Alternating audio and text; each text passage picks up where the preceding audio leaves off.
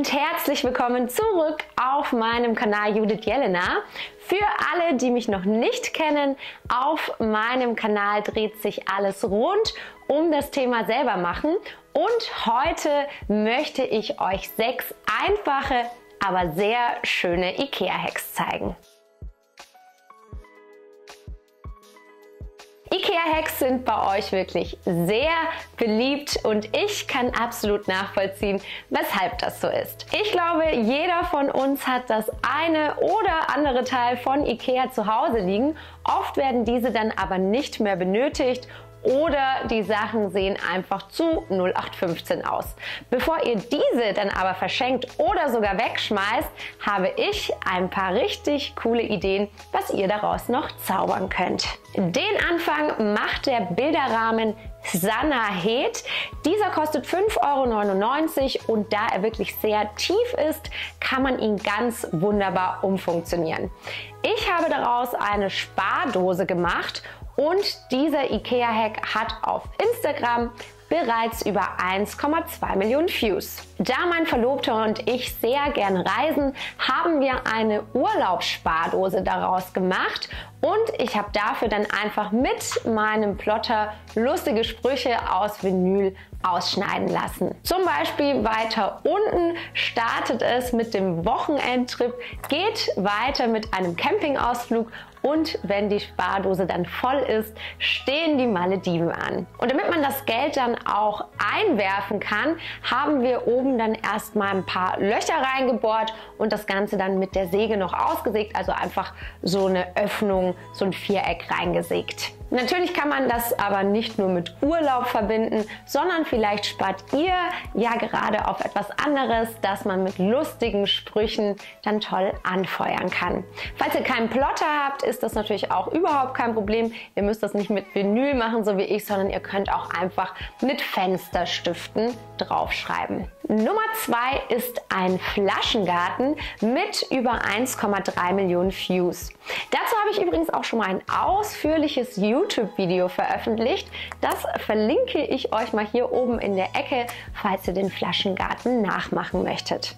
Dieses Projekt ist wirklich perfekt für alle, die keinen grünen Daumen haben, aber trotzdem eine grüne Ecke als echten Eyecatcher haben möchten. Für den Flaschengarten braucht ihr einfach nur ein Gefäß aus Glas mit einer am besten einer großen Öffnung, damit ihr alles reinmachen könnt. Ich habe dafür die Vase begehrlich verwendet und dann kommen verschiedene Schichten rein, wie unten Steine, ein Fliegengitter, Erde und Moos und am Schluss noch Pflanzen. Nachdem ihr ihn dann etwas gewässert habt, wird er verschlossen und da reicht sogar schon Frischhaltfolie. Ich habe dafür einfach einen runden Bambusdeckel von IKEA genommen, aber wichtig ist tatsächlich nur, dass das Wasser oben nicht mehr rauskommt, also dass das oben dicht ist, denn somit entsteht ein kleines, in sich geschlossenes Ökosystem, das sich von selbst versorgt. Ihr habt also, wenn er fertig ist, keinerlei Arbeit mehr damit. In dem ausführlichen YouTube-Video, was ich euch gerade verlinkt habe, zeige ich euch auch, wie die Flaschengärten nach ein paar Jahren aussehen. Das ist wirklich super spannend.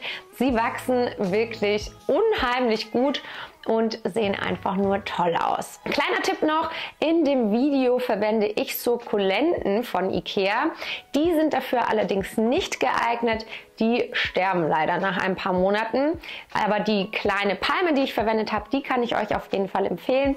Die ist schon über ein Jahr da drin und der geht es immer noch super. Und ansonsten wuchern zum Beispiel auch Efeututen oder ähnliches sehr gut darin. Weiter geht es mit einem Boho DIY-Kissen.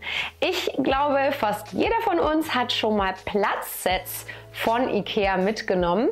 Und diese kann man eben nicht nur super für die Tischdeko verwenden, sondern richtig schöne, einzigartige Kissen daraus machen. Am spannendsten sind natürlich Platzsets, die bereits innen vielleicht so ein cooles Muster haben, aber es geht auch natürlich mit ganz normalen. Ich habe dafür 2 Gallsop-Untersetzer mitgenommen und noch eine Kissenfüllung. Und die Kissenfüllungen, die gibt es übrigens auch in verschiedenen Farben. Anschließend habe ich dann Pompoms mit einem Pompom-Maker gemacht und die Untersetzer einmal rundherum zusammengenäht. Die Pompoms könnt ihr dann farblich passend zu eurer Einrichtung gestalten. Ich finde das Kissen super schön und ich liebe es. Ich habe dazu übrigens auch sehr oft die Frage erhalten, ob es nicht unbequem sei. Das Material ist ziemlich locker und nicht so steif. Also ich persönlich finde es bequem. Allerdings finde ich auch, dass es eher als Dekokissen und nicht als Sitzkissen dient. Mit über 4,6 Millionen Aufrufe ist dieser IKEA-Hack auf jeden Fall bei euren Favoriten dabei. Und wenn wir schon bei Platzsets sind, möchte ich direkt mit einer sehr stylischen Tasche weitermachen. Dafür habe ich 2 Platzsets mit dem Namen eHelic oder wie auch immer das alles ausgesprochen wird, mitgenommen und zusammengenäht. Vergesst aber nicht, oben noch eine Öffnung zu lassen, wie bei einer Tasche, damit ihr eben noch was reinmachen könnt.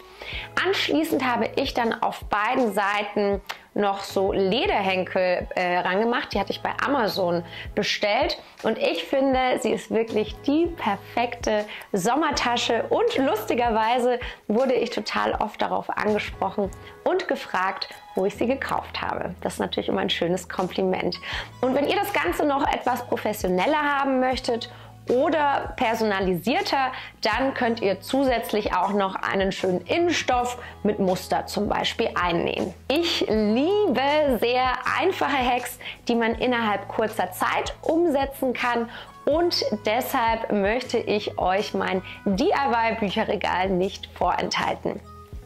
Wie einige von euch vielleicht wissen, bin ich unter anderem auch Kreativbuchautorin und habe mittlerweile schon über 4 Bücher veröffentlicht und diese verdienen natürlich einen ganz besonderen Ehrenplatz.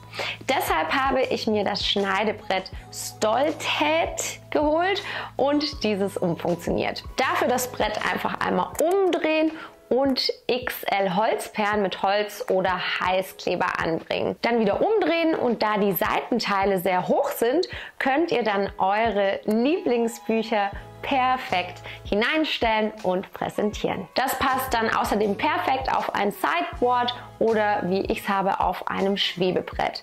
Ich finde es super und mit über 1,1 Millionen Aufrufen kam es auch bei euch sehr gut an. Als letztes möchte ich euch noch mein absolutes Lieblingsprojekt vorstellen und zwar habe ich einen Coffee Table gemacht.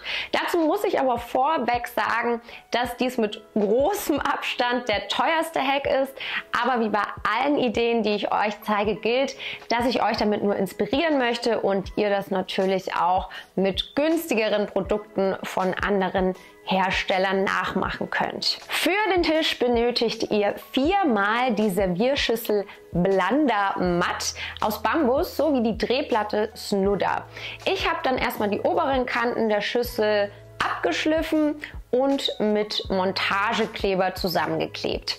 Als kleinen Extra-Hack habe ich das Tablett dann nicht direkt festgemacht, also nicht festgeklebt, sondern die unteren Noppen abgemacht und zugeschnitten. Anschließend habe ich die Teile dann auf die oberste Schüssel geklebt. Somit habt ihr dann nämlich nochmal extra Stauraum und die Platte kann auch nicht mehr verrutschen und es ist tatsächlich wie so ein Geheimfach, was auch ganz cool ist. Also wenn ihr mal wieder heimlich Wolle bestellt und der Mann darf es nicht erfahren, könnt ihr es da drin verstecken.